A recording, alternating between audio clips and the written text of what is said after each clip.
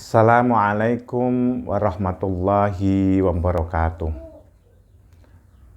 Saudara-saudara yang berbahagia, kali ini saya akan membahas tentang penyakit liver atau hepatitis. Seseorang kena penyakit hepatitis biasanya tidak langsung dari penyakit hepatitis. Rata-rata orang penyakit hepatitis ini diawali dengan penyakit MAH. Ya, penyakit MAH.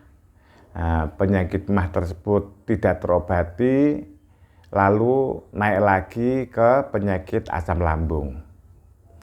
Asam lambung belum terobati juga, maka akan naik lagi ke penyakit hepatitis.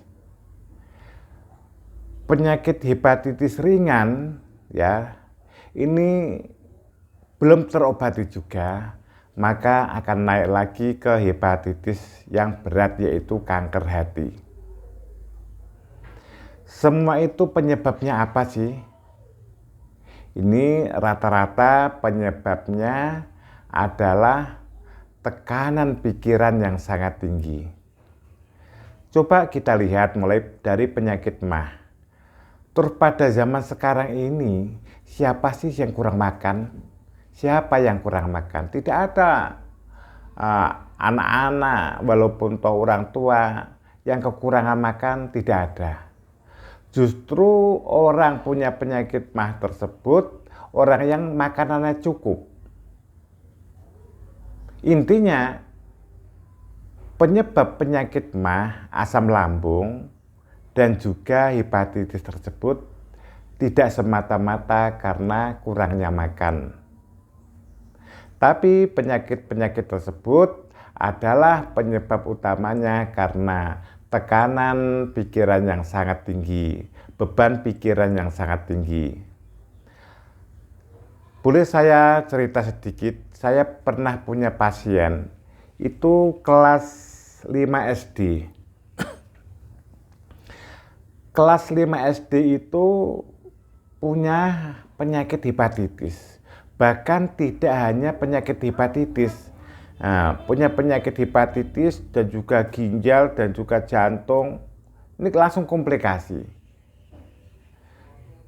Ternyata saya tanya sama simbahnya, ini masalahnya apa, Bu? Kenapa anak segini sudah kena penyakit komplikasi seperti ini?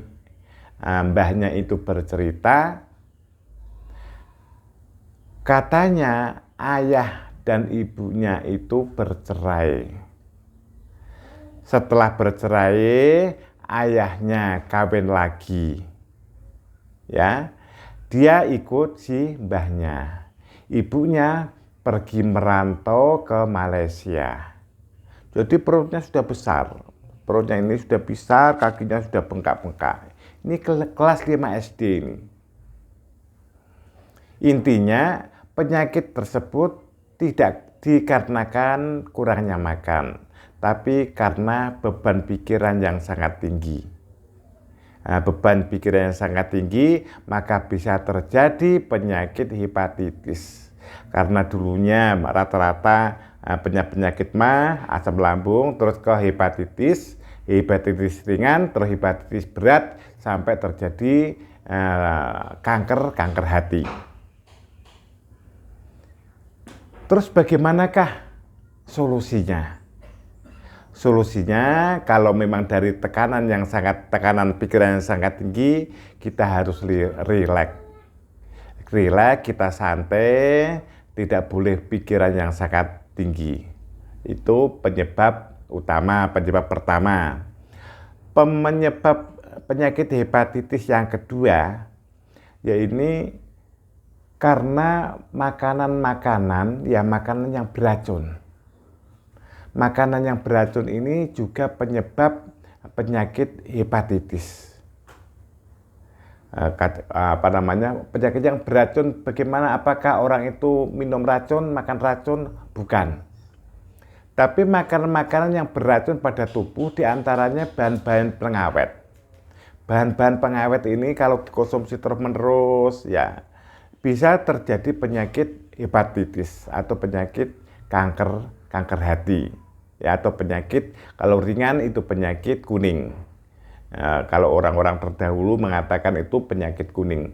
Kita bisa lihat matanya itu kuning, lidahnya juga kuning, dan juga kulitnya itu juga berwarna kuning. Itu namanya penyakit hepatitis atau penyakit liver. Penyakit liver ini penyebabnya yang pertama adalah, saya ulangi, penyebab utama adalah tekanan yang sangat tinggi. Yang kedua karena makanan-makanan yang beracun atau mengandung pengawet yang terlalu banyak. Yang ketiga adalah yaitu faktor keturunan juga bisa. Faktor keturunan juga bisa. Yang keempat adalah faktor kecelakaan. Kalau orang itu ya kan memang tidak ada punya riwayat, makanannya juga terjaga, ya makanan juga terjaga, tapi kenapa kena penyakit hepatitis? Ini karena kecelakaan. Karena kecelakaan bisa juga jatuh, bisa juga karena tabrakan atau tersodok, pas hatinya ini tersodok dengan benda-benda yang keras. Karena tersodok dengan benda yang keras, maka terjadi penyakit hepatitis atau kanker hati. Itu dari awal tidak harus terjadi dari penyakit MAH, asam lambung sampai hepatitis, tidak.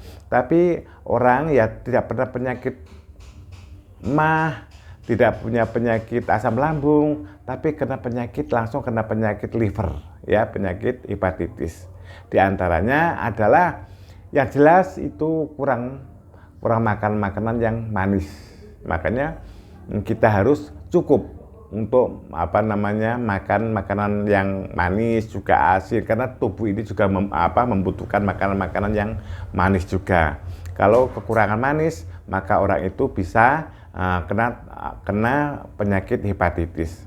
Tapi alhamdulillah saya punya pasien, juga lihat di video-video saya untuk penyakit kanker hati atau hepatitis.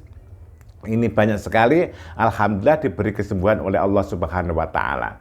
Kalau saya untuk menangani penyakit hepatitis, ya ini ya pasti ya lain dengan dokter atau rumah sakit, karena saya seorang terapis, seorang pengobat herbal dan terapis.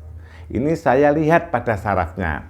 Jadi saya lenturkan saraf-sarafnya, termasuk saraf hati yang sini, saraf hati. Ini saya lenturkan dulu sampai tidak ada benjolannya, terus sampai lentur, sampai tidak sakit lagi, karena ini saraf kaki ini masuk naik sampai ke saraf hati. Jadi setelah itu alhamdulillah dengan izin Allah saya kasih obat-obat herbal, ramuan-ramuan herbal, dan juga yang paling penting ya, hepatitis ini minum madu. Madu adalah obat utama bagi hepatitis. Tapi yang paling bagus bagaimana untuk pengobat terapis atau pengobat herbal, ini yang paling utama adalah pertama diterapi bagian-bagian saraf, bagian-bagian untuk ke hati. Ya, kita terapi dulu dan juga kasih obat-obat herbal, ramuan herbal, dan juga tidak lupa dengan madu.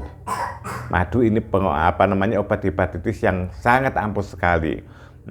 Karena madu tersebut memang sudah disarankan oleh Rasulullah SAW, di antaranya penyakit-penyakit ini bisa disembuhkan dengan madu. Maka dari itu, saudara-saudara, ya, tapi penyebab utama di antaranya adalah pikiran. Rata-rata orang kena hepatitis ini karena pikiran. Karena pikiran yang sangat tinggi. Penyebab kedua adalah makanan yang mengandung bahan-bahan pengawet yang terus-menerus. Yang ketiga adalah faktor kecelakaan. Kalau faktor keturunan kelihatannya itu sedikit lah, sedikit untuk hepatitis ini. Ada tapi sedikit sekali. Tapi rata-rata penyebabnya adalah dari tekanan pikiran yang sangat tinggi, maka terjadilah penyakit hepatitis ini. Maka dari itu kita harus santai hidup di dunia. Ini harus santai, rileks, semua masalah serahkan sama Allah Subhanahu wa taala. Insya Allah dengan cara seperti itu, kita akan terhindar dari penyakit hepatitis. Wabillahi taufik wal hidayah. Assalamualaikum warahmatullahi wabarakatuh.